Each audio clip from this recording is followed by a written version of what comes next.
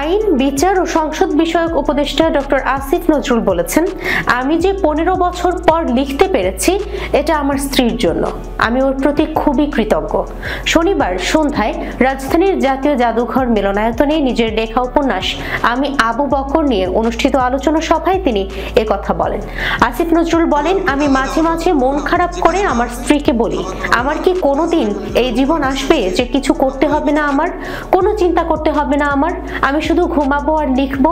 তো আমার স্ত্রী বলছে অবশ্যই আসবে, বলছে আমি কফির দোকান দেব, তুমি শুধু লিখবা আর লিখবা। তিনি বলেন, আমার লেখালেখির মাঝখানে প্রায় 15 বছর গ্যাপ ছিল। আমি যে 15 বছর পর লিখতে পেরেছি এটা আমার স্ত্রীর জন্য। আমি ওর প্রতি খুবই কৃতজ্ঞ। সবার সামনে বললাম ধন্যবাদ। আওয়ামী লীগের রাজনীতিকে ঘৃণা করতেন উল্লেখ করে আইন উপদেষ্টা বলেন, গত 15 বছরে আমরা যে নারকীয় শাসন সহ্য করেছি এটার পেছনে আমাদের কালেকটিভ কাপুরুষত্ব ছিল। জানি না আমরা কি পাপ করেছিলাম যে দেশে শেখ হাসিনার মতো একটা শাসক পেয়েছিলাম। তিনি আমাদের সমস্ত সামাজিক সম্পর্ক নষ্ট করে দিয়েছেন।